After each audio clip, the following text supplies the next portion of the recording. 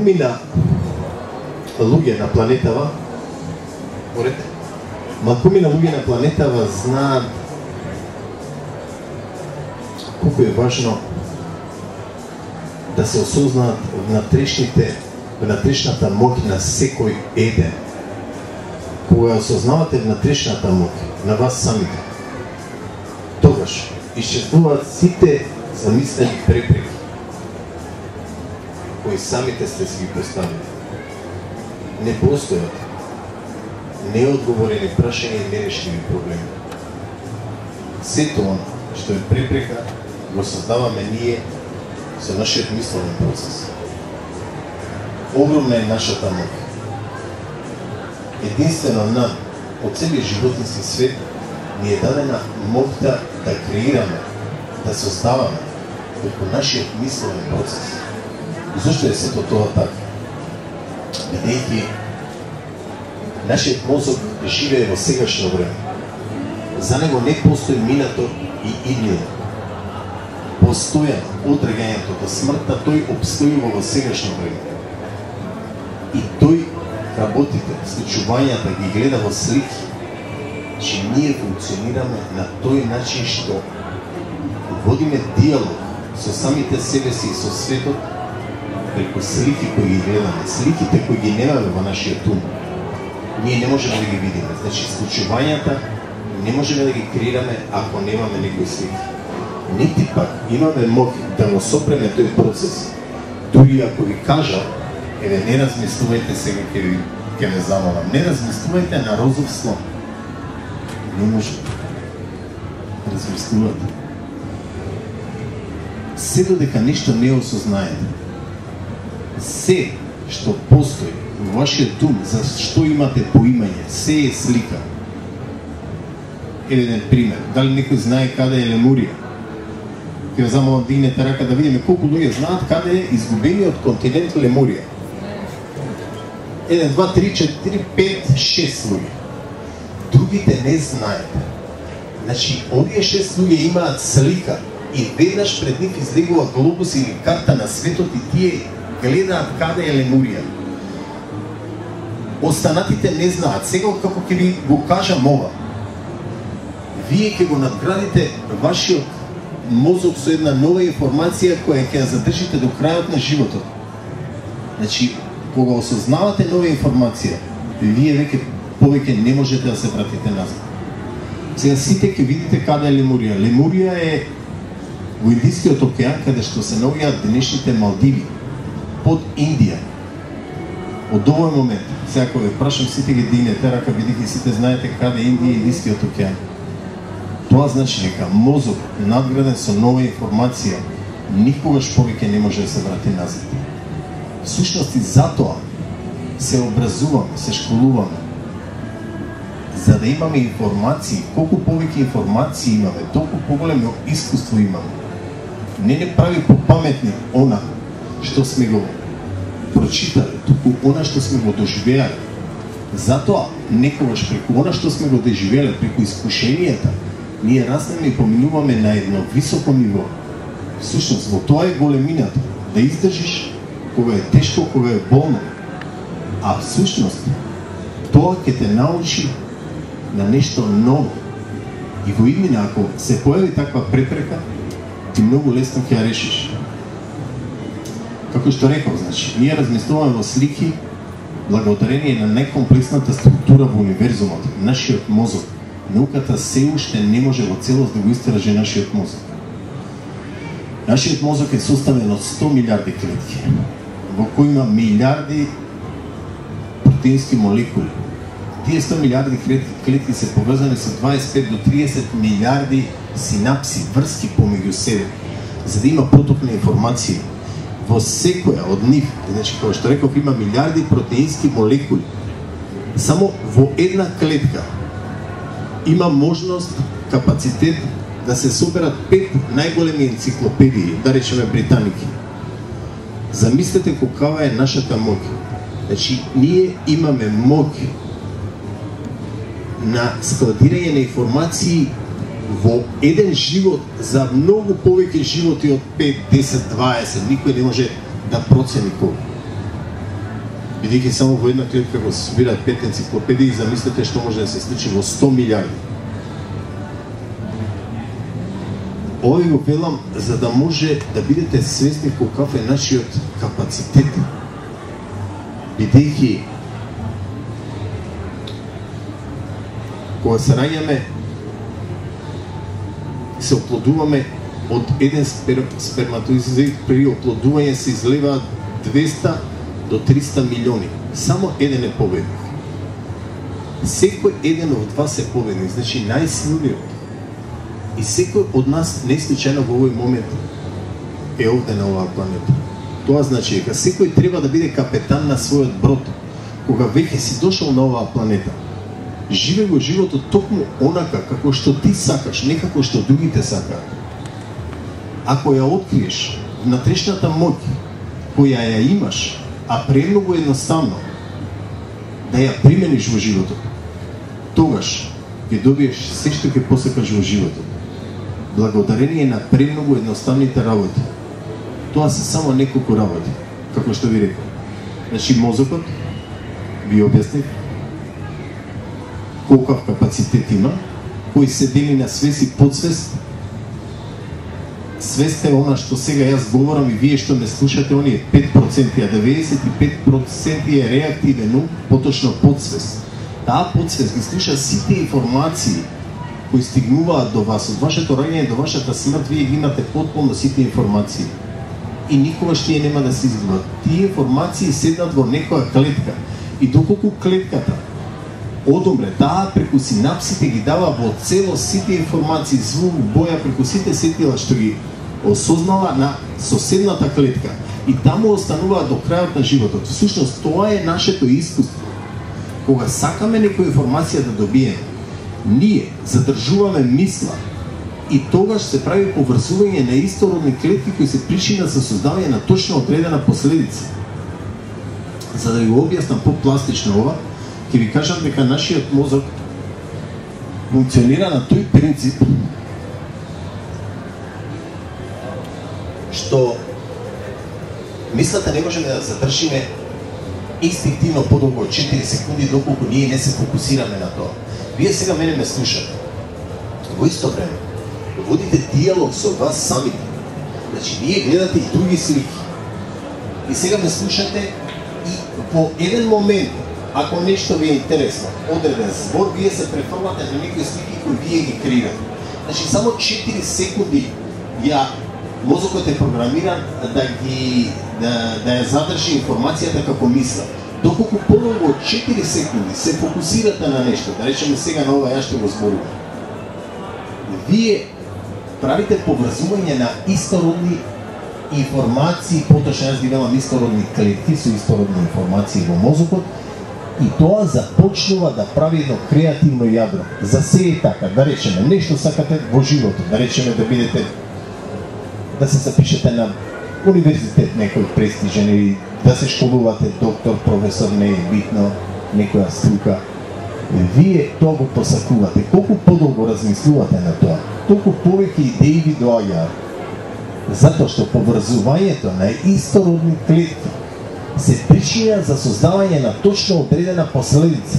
Вие гледате последицата, сакате да бидете доктор, да речем. Последицата ја знаете. Вие се фокусирате на тоа и размислувате што ќе се случи. Може би 100 причини има да бидете доктор. Имате љубов кон тоа, сакате престиж, може би знаете дека ќе бидете сигурни материјално, ќе бидете угледни и ред други работи. Тоа ве поттикнува со љубов да ја задржите таа мисла доволно долго, за да подсвеста направи едно креативно јадро и за да ви го покаже патот за да дојдете до целта. Како што кажав, значи мозокот има огромна моќ. Каде се фокусираме? На што се фокусираме? Подолго од 4 секунди, поточно од 13 до 16 секунди, започнува еден процес на нашиот мозок. Процес кој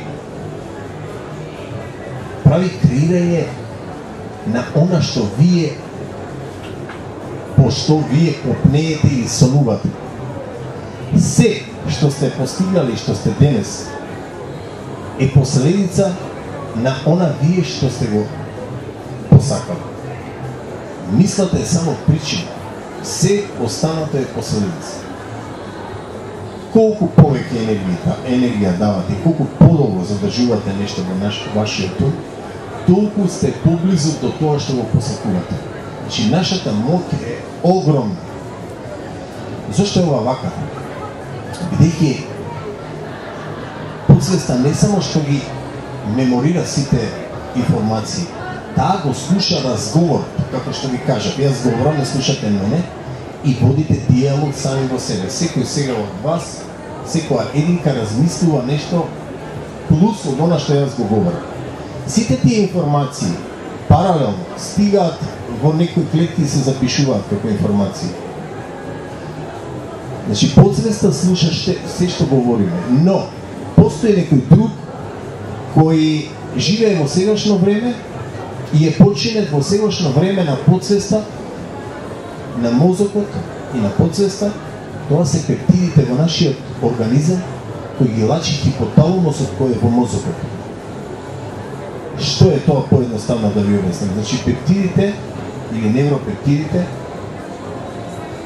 се интелигентни клетки, јас ги нарекувам. Значи, тие се молекули во суштина, интелигентни молекули, ги нарекувам клетки за да можам да направам споредба со белите крвни зрнца, затоа што и тие се клетки, но тие го препознаваат непријателот. Ви правам споредба, бидејќи леукоцитите, поточно белите крвни клетки, го препознаваат непријателот и кога имате инфекција или кога ќе се случи било што напад на вашиот организам од некој надворешен непријател.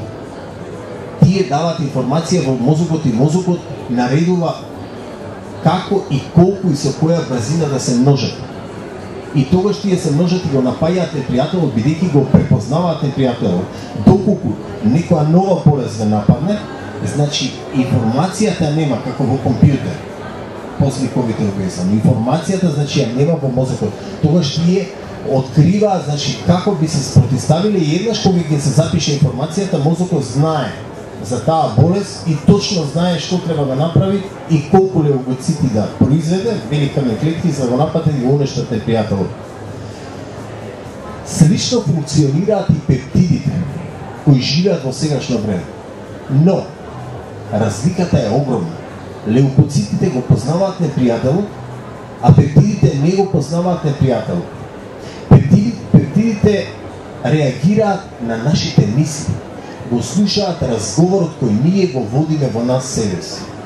Значи диалогот, независно сега што говорам, тие го слушаат она што вие како диалог го зборувате, од она што ќе го земете од мене и од она што ќе го креирате во моментот во вашиот мисловен процес. Тие целосно, во потполно слушаат се и живеат во сегашно време и починети се во сегашно време на мозокот. Тоа значи дека тие интелигентни молекули реагираат на она на што вие реагирате. Ако вие се наежите или имате пеперутки во стомакот или било што, тогаш започнуваат тие во исто време да се множат во големи количини со огромна брзина. Ако нешто ве воодушеви или ако нешто ве исплаши. Тоа значи дека тие се множат и ја барат истата храна од вас. Независно дали сте зависници од нешто или нешто ве прави среќни. Да речеме оној што е пушач, ако во една просторија како сега овде не смеете да пушите, јас секој ќе спомнам, одеднаш ви излегуваат слики за пушење и оние што се пушачи, одеднаш пептидите во нив и велат запали, запали. Значи го принудува буквално како една мала ѓаволштина во вас и тие се множат и го принудува човекот да го направи она на кое е подчинет. Колку повеќе размислувате да запалите цигара, толку повеќе со поголема брзина тие се множат и ве принудуваат кон тоа.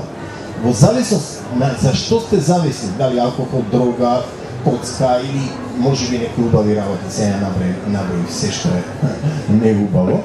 Значи, во зависност од што вие, на што вие сте фокусирани и мислите, на тоа тие се лепат и така тие се размножуваат со голема брзина.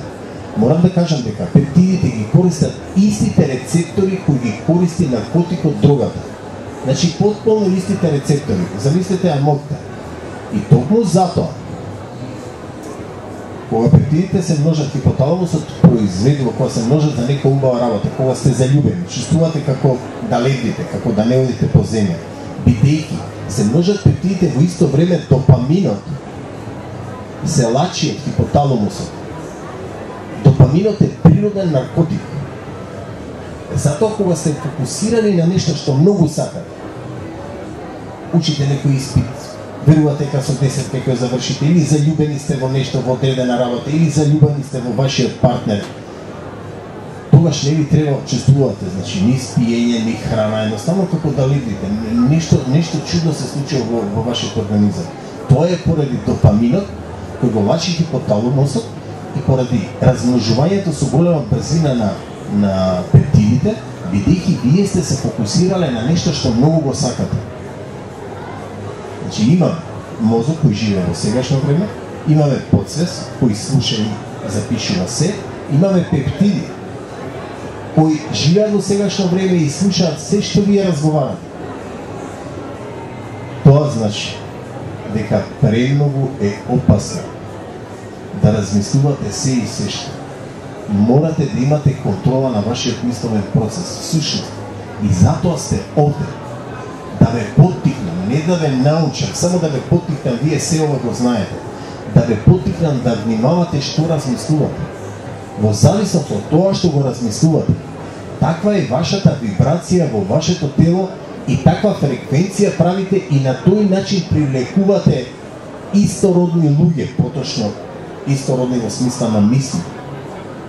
И токму затоа секоја птица лета во своето јато.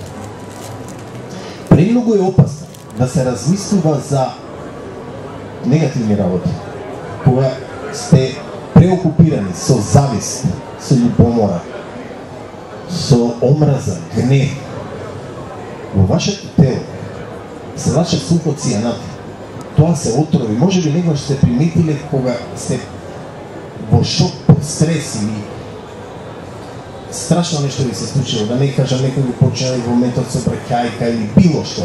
Приметувате дека устата ви се лепи и имате горчина во устата. Таа горчина, тоа се сулфоцијанатите.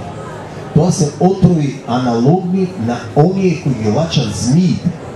Но змијата има кесичка каде ги складира и по потреба кога некој ќе нападне, ги лачи од страв, кога некој ќе нападне, таа го потребува тој отров за да се заштити. Но ние немаме каде да ги складираме и тие се распространуваат по целото тело. Тоа е премногу опасно. Бидејќи тие отрови ќе одземаат водата од телото, нормално, за да направат детоксикација на телото и да може да се исфрлат од организмот. Тогаш страдаат клетките. Значи, природно и нормално, ако подолго се задржат мислите и тој гнев, таа омраза, произведувањето на сулфоцијанатите, тогаш луѓето се подложни на опаѓање на енергијата на нивната вибрација во нивниот организам, паѓа на многу ниско ниво. Зошто е тоа пак така? Бидејќи 80% до 85% во зависност од староста, ние сме вода. Нашето тело вибрира, секоја молекула на водата вибрира. Таа прима информација, а водата интересно е нешто што Емото, еден научник, еден јапонски научник, кажува за водата дека таа има информации, значи ги задржува информациите. Она што вие го размислувате, го чувствувате преку вашиот мозок, преку пептидите, преку лачење на хипоталамусот, всушност водата вибрира токму на тој начин. Ако вие размислувате негативно, таа се спушта на многу ниско ниво на вибрација. Ако земеме на скала од 1 до 1000, ние вибрираме луѓето во просек околу 230 на скала од 230. Најопасна и најниска скала е само сожалувањето. Кога се само сожалуваш, вибрира негде на 35 според таа скала, според еден американски научник. Значи тој зема и направил скала и вели, Ако успее некој да вибрира на 500, значи може да инфицира 700.000 луѓе. Може да замислите каква е нашата моќ.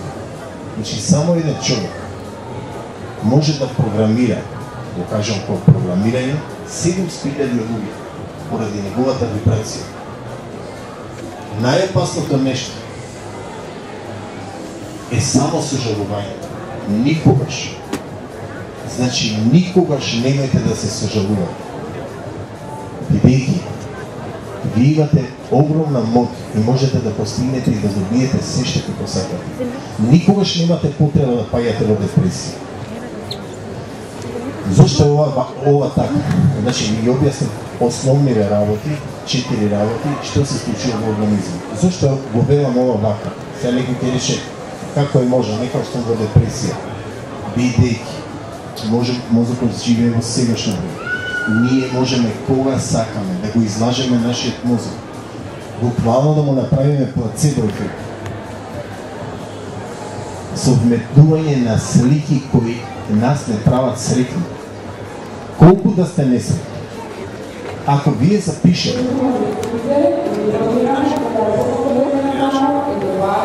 значи, ако вие запишете 10 работи кои ве прават среќни и ги прочитате во тој момент, мозокот ќе ги доживее во потполност како кога вие сте ги доживеале со истите емоции. Дали тој? Значи, мозокот не прави разлика од тоа што вие го размислувате сега, а ви се случило пред 30, 40, 50 години.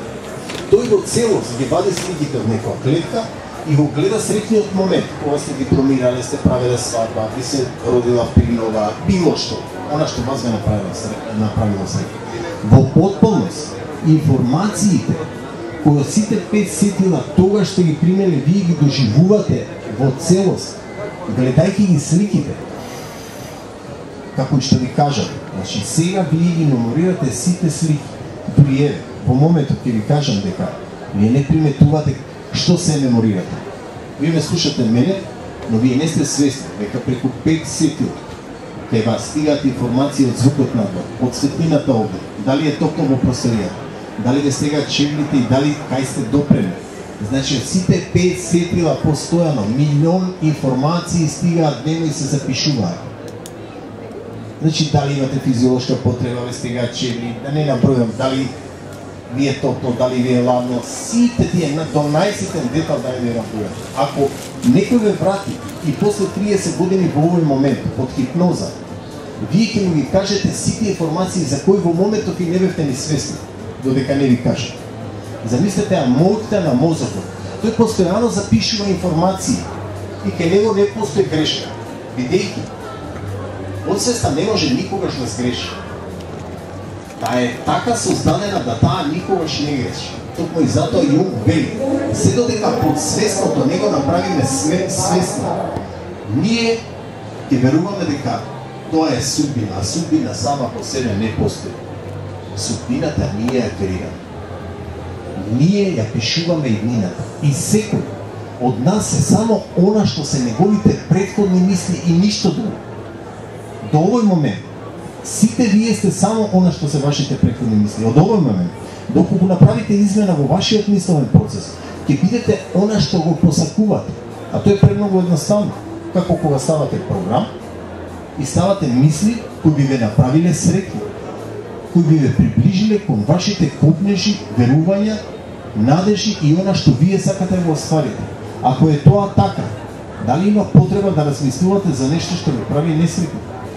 Дали има потреба да размислувате за некој што ве навредил, што ве обезличил, што ве повредил на било каков начин? Значи нема потреба. Тоа е како да носите леш. Некој ве навредил и вие постојано размислувате за него. Тоа е како да носите леш. Легнувате со него, станувате со него, одите на работа со него. Значи се правите со него. Зошто? А тој може би и не знае дека вие имате толку некој омраза затоа што ве повредил, ве навредил, не е битно. Безпотребно трошење на време и безпотребно програмирање на пептидите на подсвеста, на мозокот, а со тоа и вибрацијата. И токму затоа ќе ви се случуваат препреки доколку трошите енергија за нешто што нема потреба за да креирате негативна енергија, бидејќи негативната енергија сама по себе во универзумот не постои. Негативната енергија ја креираме ние самите, исто и позитивна. Значи постои само енергија. На што вие се фокусирате, тоа креирате. Се фокусирате на позитивни работи, креирате позитивна енергија, создавате таква вибрација, значи го чувствува целото тело, мозокот кој живее во сегашно време, пептидите кои живеат во сегашно време и тоа го правите на водата преку вибрациите. И водата значи вибрира токму така како што се вашите мисли.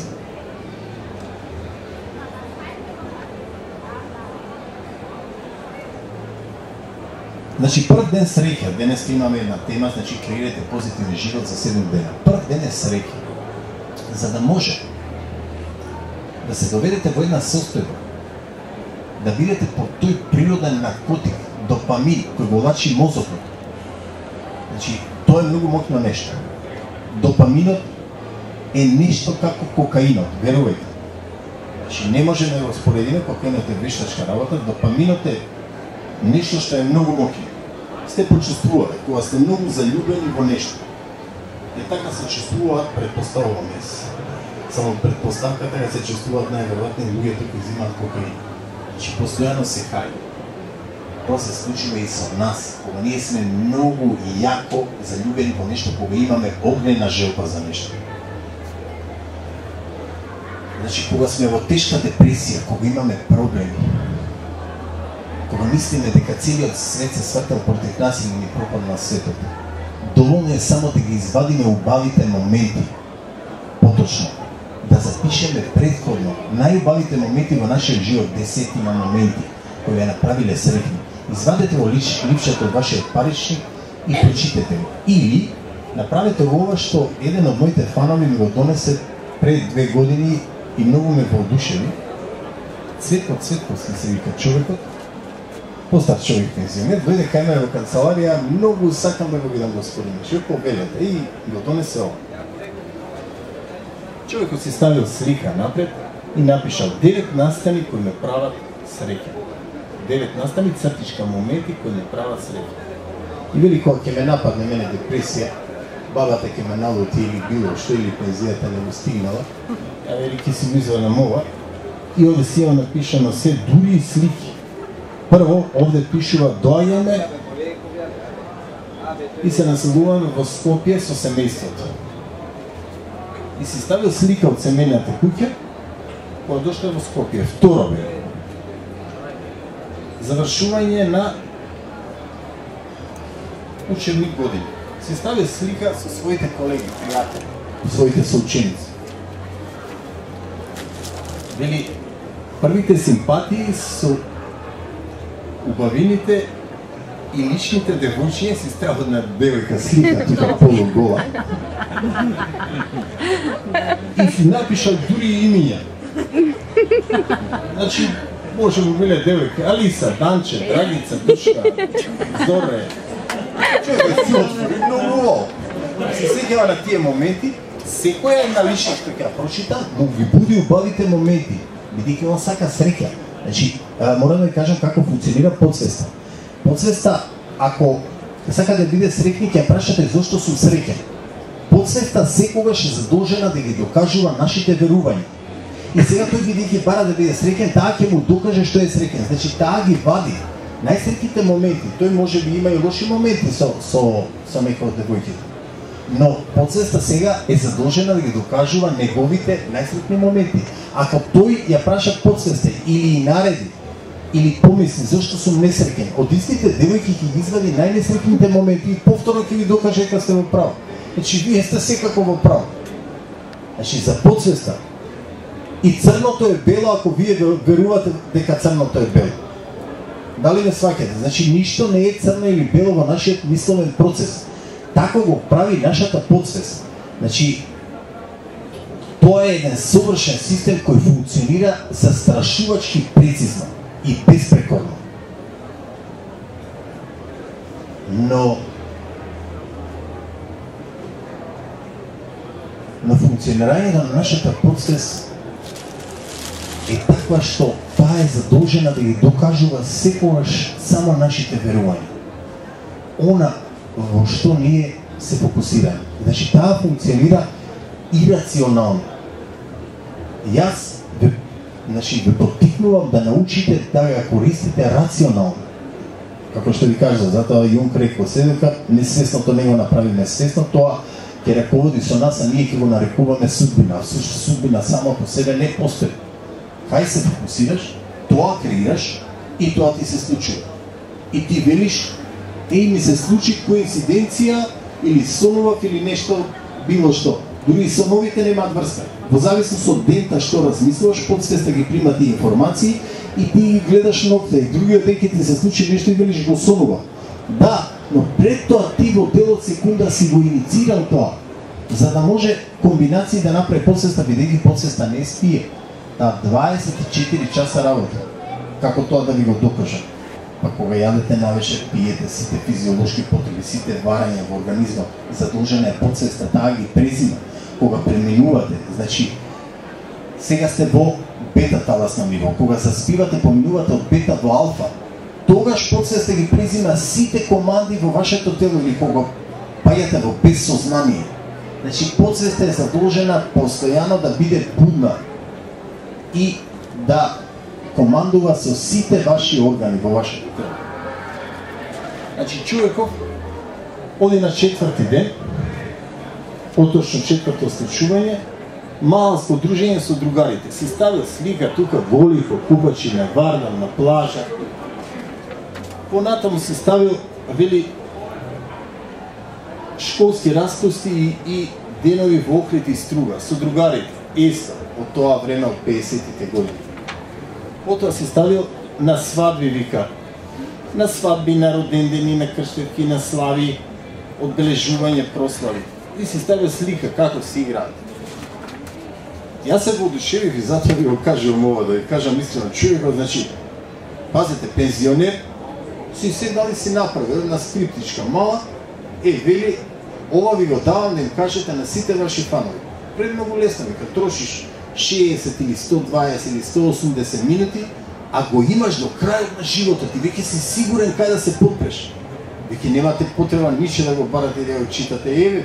Се ви е тука, затоа што мозокот живее во сегашно време. Само отварате и добивате се што сакате. Значи, одгледување, ответување и чување на чеда и внуци. Си ставил слики со внучињата, со децата негови. Еден куп слики, гледам многу внучиња, многу дечиња. Еден куп слики. Потоа направил рекреативно дружење со Митко, Иван и пријателите, најдобри другари што му биле. Си ставил слики од нив.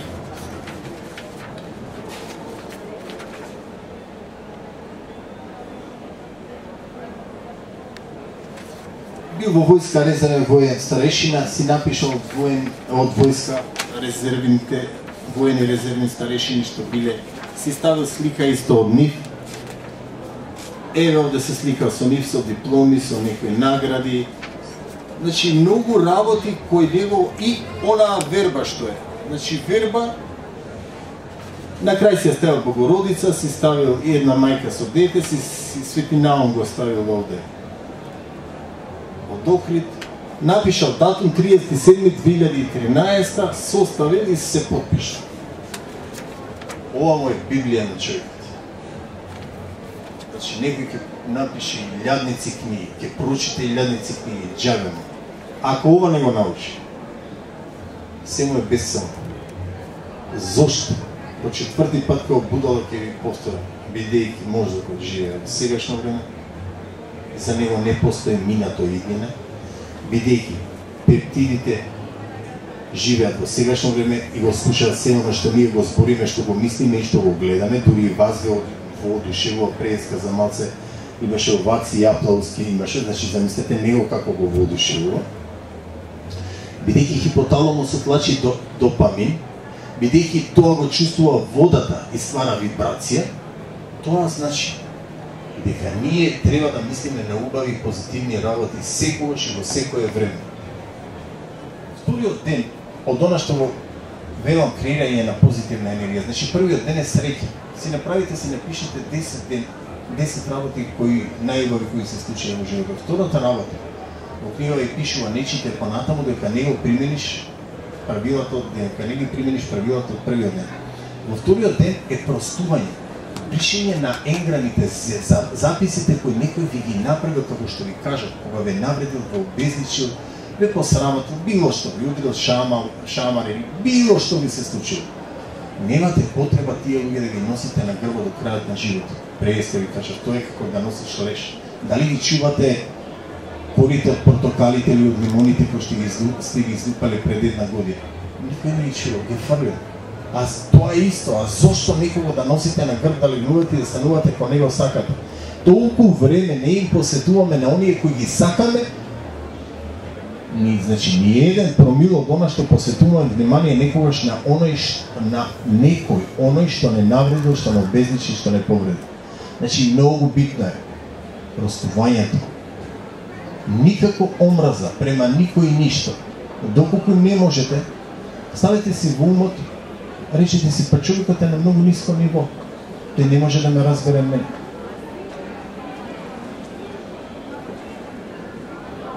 Оние кои носат големи идеи секогаш се каменувани. Ако успеете со камењата да направите тврдина или автопат, тогаш ќе полетате во животот. Јас за моите молитви, за она што го пишувам, за Македонија, значи од некои луѓе кои имаа омраза према мојата земја, бев жестоко напаѓан. Успеав во 2008 година и 2009 да ја направам најаката балканска војна на интернет. Значи се бореа многу земји, некои застанаа позади мене, некои не нормално, грците против мене, угарите против мене, тоа беше нормално. Што не пишуваа за мене? И мене ништо не ме поведе, ништо не коментирав, не им враќав, затоа што знаат дека големите идеи поминуваат низ 3 фази. Прво се луѓето кои ги носат се смејани, потоа се прогонувани, се на крајот да бидат масовно прифатени. Тоа значи дека никогаш немајте да замерувате за некој што ве навреди, што повреди. Кажете, човекот си е, ако не може да го избришете, човекот е на многу ниско ниво и не сакам да размислувам за него. Начинот на кој се бришат енграмите ги имам објаснато во најголемата вистинска тајна на светот. Значи, навише полегнувате, помислувате на него, се разделувате, оди во мир и веќе повторувате следниот ден. И ќе ви се навраќа на секој 5 минути, 1 час, година и после една година како на луштите од портокалите воопшто нема да ви текне, тоа исто како зад кога ве болел некогаш и се викате кај беше, лево или десно, горе или доле, сте го заборавили. Така и со оние кои ги замислувате дека се непријатели. Вие само така може да ги замислите. Значи, нашата внатрешност потоа ја рефлектираме на околината. Значи, ние сме само она што се нашите мисли. Ништо не може да не возбуди што не е во нас самите. Само она што е во нас самите. Третиот ден е љубовта. Најмокното нешто во универзумот. Се што сте помислиле со љубов сте го добиле во живот. Всушност, се што сте добиле со две основни емоции, со љубов и со страх. Кога ќе се исплашите, пептидите реагираат веднаш и тие се множат со голема брзина, дури се наежуваат. Истото се случува и кога нешто сакате со многу љубов. Тоа значи дека вие го вметнувате како информација, го пишувате како на компјутер и го вметнувате во вашата подсвест. Бидејќи го задржувате како информација подолго, вашата подсвест започнува да привлекува истородни информации од соседните клетки со синапсите и прави едно креативно јадро на таа огнена желба. И тогаш започнува процес кој јас го нарекувам нанониче, претходно беше нанодианетика, но книгата која излезе во Америка ми кажа по-добро е, значи, да оди нанониче. Што е нанониче? Значи, нано е милиардитиот дел од метарот, ние бесконечно са чеја енергија, значи, поврзување на најситната бесконечна енергија, поврзување на истородни мисли кои се причина за создавање на точно одредена последица. Тоа значи, секогаш фокусирајте се само на она што го сакате. Заборавете омразите, гневот, љубомората. Или немојте преливнување да гледате и филмови или да слушате вести, кога знаете дека некои телевизии се негативни. Немате потреба. Значи, се програмирате несвесно. Ние сме суштества кои се програмираме. Дори ако ви кажам сега, значи нема да се плашите и лупнам силно, тропнам, и вие во тој момент ќе се стресете. Значи не може, телото е создадено за да прави заштита. Но заштита од стравовите кои имаме ние, само 8% е реален страв, 95-92% е фобија. Значи страв е нормален, ако сега продолжам да одам и преку градава, ќе паднам. Значи стравот е затоа да ме заштити, или гледам црвено и поминуваат коли, ако ти продолжиш да одиш, ако немаш страв, ќе те згазат. Но не е природно ти да се плашиш во ваква просторија, да си клаустрофобичен, или да се плашиш од лифт, или да се плашиш од инсекти што не може да ти сторат ништо лошо. Значи тоа е само фобија, замислен страв, а ние функционираме така, бидејќи сме се фокусирале на тоа. Некој има страв од комарци или не знам од каков инсект, што врска нема. Значи никогаш не би имал проблем, или од алергии. Колку повеќе се фокусира на тоа, на алергии или на одредена болест, толку е поголема можноста да тој го креира тоа во својот ум и го создаде. И навистина тоа ќе му се случи. И тој потоа се обидува, вели, гледаш, јас реков дека сум алергичен. Да, ама ти си ја програмира твојата процеса задолжена да го докаже твоето верување и таа ќе те направи и алергичен и покрај тоа што не си алергичен. Значи, немојте никогаш да си поигрувате со вашата подсвест. Вашата подсвест го слуша целиот диалог кој го водите во вашиот ум. И да, не разликува добри од лоши мисли, како што пептидите не разликуваат. Значи, како таа функционира? Вие со 5% од вашиот мозок сега размислувате она што го сакате. Вашата подсвест не навлегува во полемики и диалог што вие размислувате. Таа вели, мојот врховен командант, поточно мојот газда, сака да биде несреќен и јас треба да му докажам дека тој е несреќен. Бидејќи таа, како пептидите, не ги познава добрите и лошите мисли.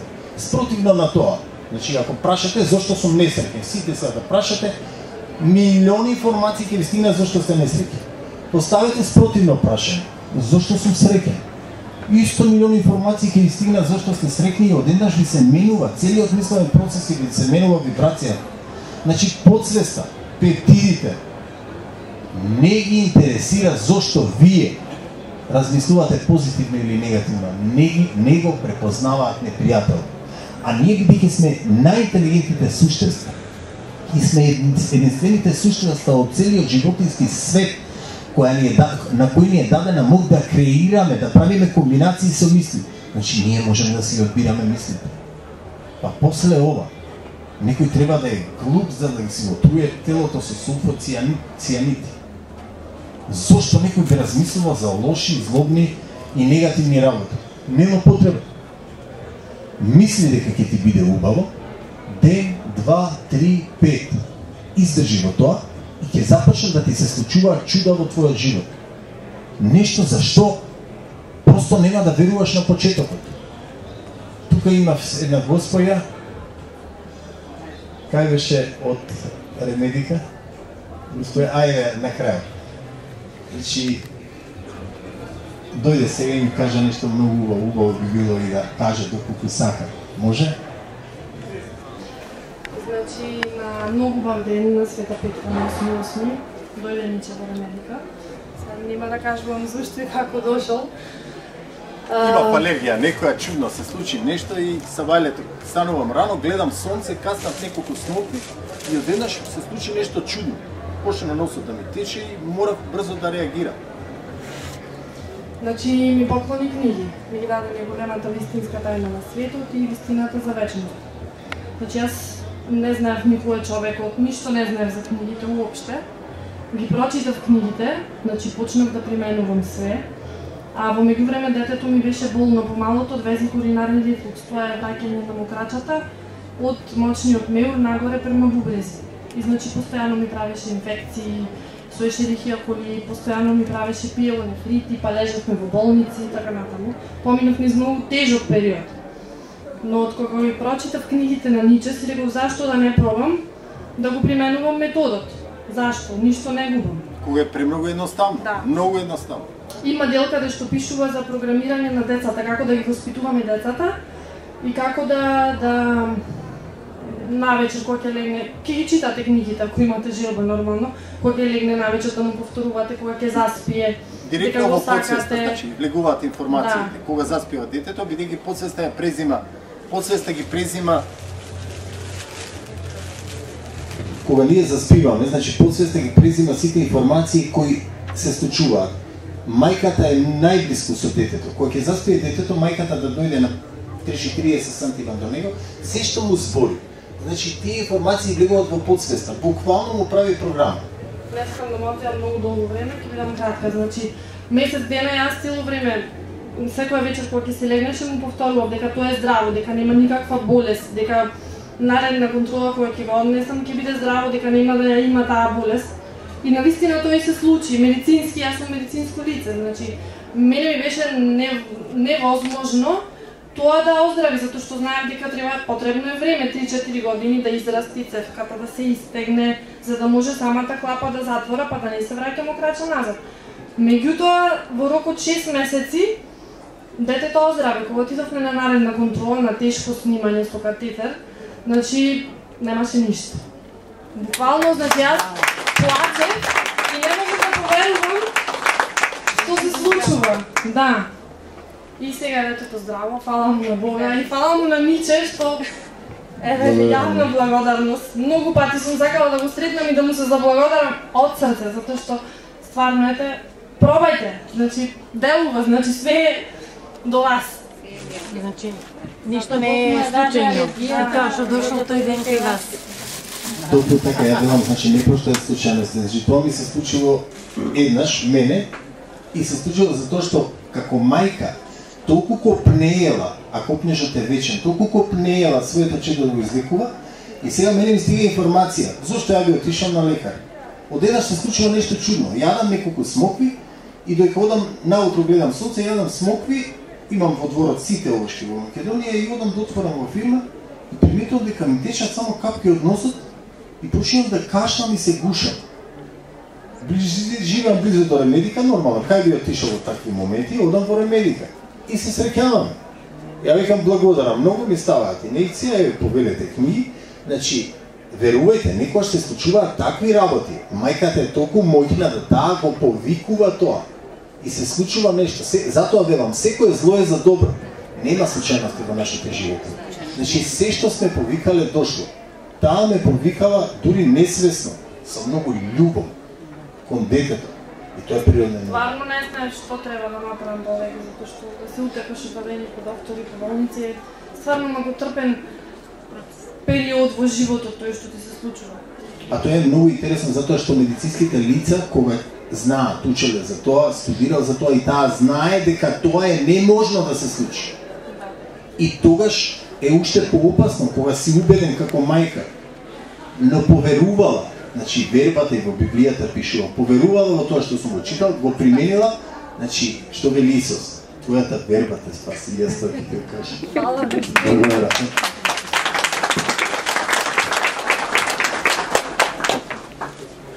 Е, тоа се случува, значи, понекогаш ги излекуваме децата, пријателите, роднините, близки, не правиме и зло. Многу е опасно кога мајките размислуваат дека нешто лошо ќе се случи на децата. Не сакам да говорам.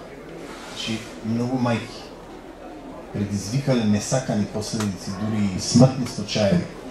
Татото му купува брза кола, мајката постојано размислува дека тој ќе направи сообраќајка. И одеднаш се случува токму тоа. Ако мајката гледа слики дека детето ќе погине, дека ќе оди на погреб, значи ги повикува тие слики. Немојте никогаш да го размислувате тоа што не сакате да ви се случи. Немојте. Подсвеста не разбира, не знае. Таа е супер, јас го нарекувам и во книгата, супер интелигентен идиот. Значи не ја интересира дали е црно и бело. Тоа ти што мислиш, тоа си ти. И затоа велам, се она што сте вие денес, се вашите претходни мисли. И никогаш немојте да обвинувате никого за ништо што ви се случило во живот. Само простакот ги обвинува другите. Благородниот човек се обвинува себе си. Значи тој тоа го мислел, дали свесно или несвесно, и го повикал. Повикувајте убави работи. Посакајте убави работи, ќе ви се случуваат убави работи. Тоа е третиот ден, значи љубовта. Љубовта е најмогното оружје во универзумот. Кога ќе каже некој Бог, што ве асоцира Бог? Значи љубов, добрина, сомилост. Кога секој од вас, дури атеисти да се, кога би се појави Бог, секој ќе сака да го допре. Дури Бог да му рече, ќе те земам со себе, ќе умреш, ќе речеме, земи ме, затоа што ти знаеш кога се препуштиш во негови раце, ќе се случи некое чудо. Значи тој те зиба да ти направи повторно некоја добрина, дури толку би биле сигурни. Значи, синоним за љубов, за добрина, за убавина е Бог во нашите мисли. Токму и затоа книгата и се вика Бог е жив претходната, а оваа што не е издадена се вика Бог е љубов. Значи, се што е Бог е љубов во универзумот и она што јас го ја напишам, всушност се што е љубов во нас е Бог. Тоа е дел кој нас ни е даден. Ние имаме една огромна моќ. Ние сме мали богови. Значи, огромна моќ. За јас да докажам една моја научна теорија, значи, како ми се случи едно чудо, јас не говорев 14 години за тоа до моментот, до 2012 дека не ја напишав Вистината за вечност. Тоа е оваа книга. И овде обелодени нешто што имам видено во паралелниот свет. Веќе немав потреба, верувајте, немав потреба. Имав високо општествен статус, имав фирма, заработувам многу добро, работам мои 13 години приватно. Срамота е да кажувам, да набројам некои мои работи убавини од животот. Значи, тогаш одлучив, секам што ќе ми се смеа да пишам, тогаш одлучив да го кажам тоа. После 14 години. После 16 години ги напишав сите техники кои јас сум ги открил, осознавајќи ги од 13 години. Овде се сите техники, но овде има напомена. Не започнувате да ја читате книгата, доколку не сте ги прочитали предходните книги, најголемата вистинска е Вистината за вечност, затоа што ќе влезете во еден посложен лабиринт. Зошто е тоа така? Овде се напишани 33 работи кои ќе се случат во Македонија. Значи, говорам за една нова научна теорија. И Дарвиновата теорија е теорија и се уште е теорија. Дојка не стане наука, дојка не се докаже.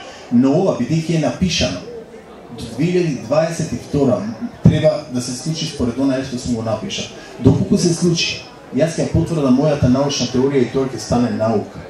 Толку моќна наука што, верувајте, ќе допре некои дури екзактни науки.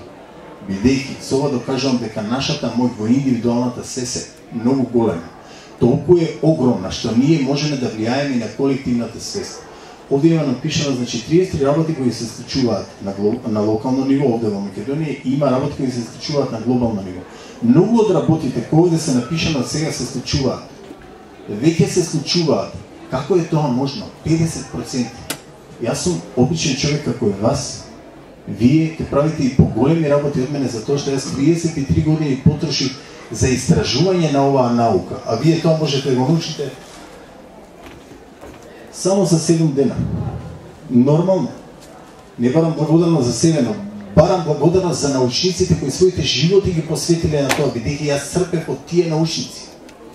На 222 страна има нешто независно, значи овде сме само души, луѓе и гледате така, не мешате политика или ништо. Значи јас само сум напишал нешто што се случи, што ќе се случува. Една од работите кои се случува што никој не би можел да знае, книгата пишувана во јануар 2013 е следно. Ќе се открие поголема шпионска мрежа која тимски и организирано работела за странските служби против татковината. Преку таа група странските разузнавачки служби сакаат да иницираат контролиран меѓуетнички инциденти. За среќа самите тие ќе завршат во затворите како поука за некои следни предавници доколку помислат да прават зло на светата земја Македонија. Следно, нема да има војни именување граници. Следно, ќе се иницира и ќе влезе во процедура во поставка на парламентот и така натаму да не ви наброја. Една од работите кои што се многу интересни е тоа што ќе се изградат два нови града во Македонија. И овде има карта на Македонија и означени се кај ќе бидат градовите. Во еден од градовите седев сега брзо со еден од градоначалниците и му велам, брат, кај тебе ќе се гради нов град. И Тој ми вела, не можам да верувам што ми збориш и ја му читам. Вела.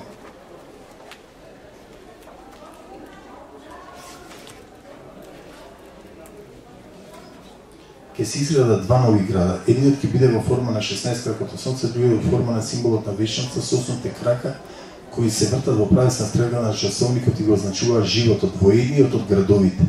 Ќе постои огромен регионален трезор. На тој начин ќе се живее банкарството за потоа да стане силна гранка во регионот и поширок. Најбогатите луѓе во светот ќе покажат огромна доверба кон домашниот национален банкарски систем.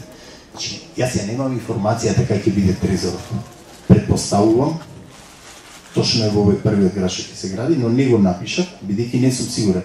Но ги имам информациите за градовите. Не како пророк. Значи, како програмер. Значи, ние можеме да програмираме колективната свест. Тоа го работат најмоќните медиуми во светот. CNN, BBC, Ротшилдови. Ништо не е случајно од ова што се случи. Само што јас откривам многу поедноставна техника.